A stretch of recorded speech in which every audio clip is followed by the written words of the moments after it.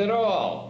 So then I accepted a Reese into my pineal gland. And suddenly, things were as bad as ever, but they were funny. I could laugh at them.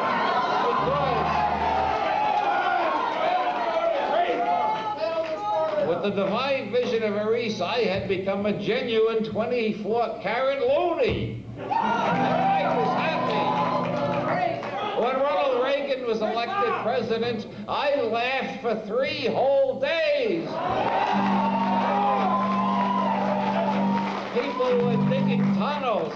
People were hiding in caves. People were trying to escape. I was sitting there laughing like a lunatic because I had a Reese in my pineal gland. But then I had only achieved bliss. I had not achieved enlightenment. Then I let Bob into my bank account.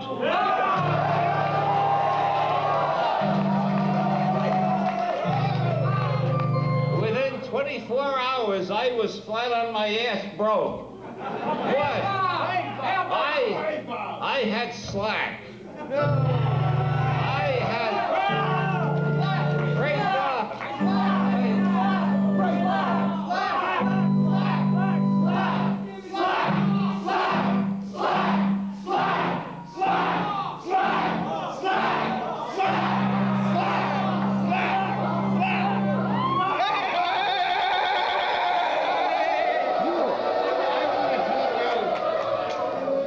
tell you some of the miracles that Bob makes possible. This afternoon I was on a panel. We were talking about Masonic symbolism on the dollar bill. Somebody pointed out there's a penis on the dollar bill. I have studied that dollar bill for 20 years, finding the Star of David on it, finding all sorts of... I couldn't find the penis. I went to my spiritual leader in the Church of the SubGenius and I said, why can't I find the penis on the dollar bill? He said, you need frop. Yes. Frop.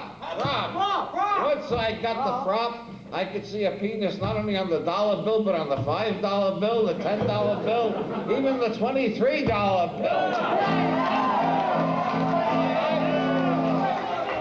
My eyes were opened, and I knew it was... This might even replace the bleeding head of Arnold Palmer. It was the sacred willy of Pee Wee Herman.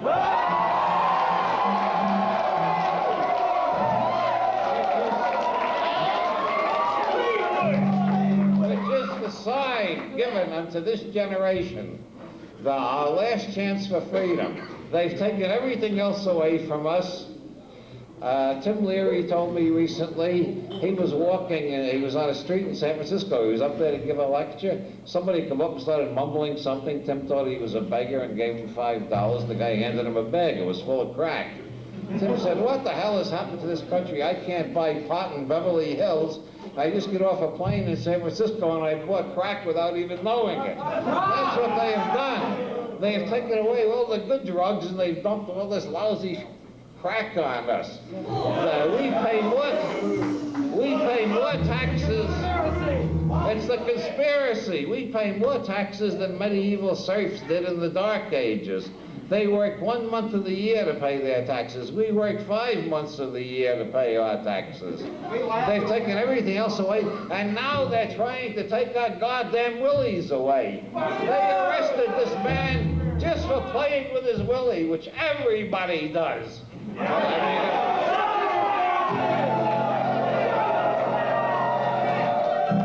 that may seem like a sexist remark, but you all know, those of you who don't have willies, you know what you play with. It's called the clitoris.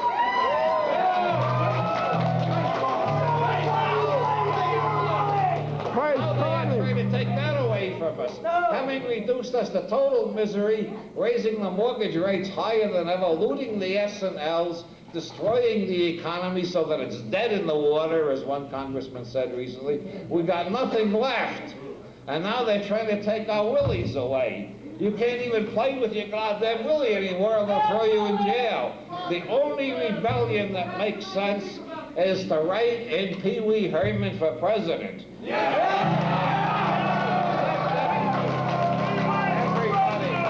tell all your friends. Put it in bottles and throw it in the water. Write it on billboards.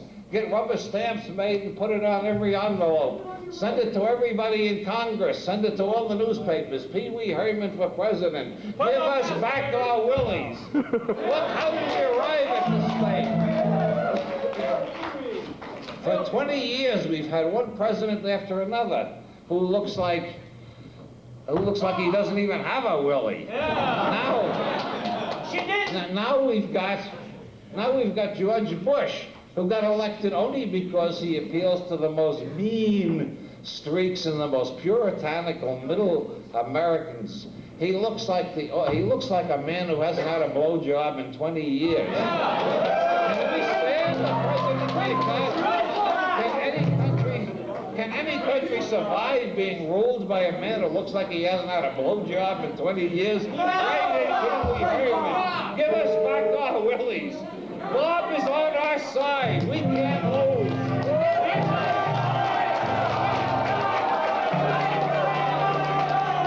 Praise Bob.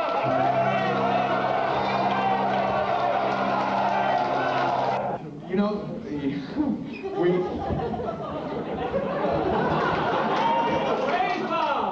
Bob can take many forms. Or as I hate to do this, but I have to make the pun on the old joke. Not only is Bob a woman, but she's black. Praise God! Praise God! Anyway, to poetic justice, dear friends, we find here, in some ways, at the bottom of the heap, the lowly subgenius in its slack. It is, obviously, it is aware of slack. If it has no slack, at least it knows what it is missing, which is the important distinction between it and what was the human, now the, shall we say, the symbolic representative pink boy. The pink boy, the cage dweller, the Barbies in cans, the mediocrities, the normal.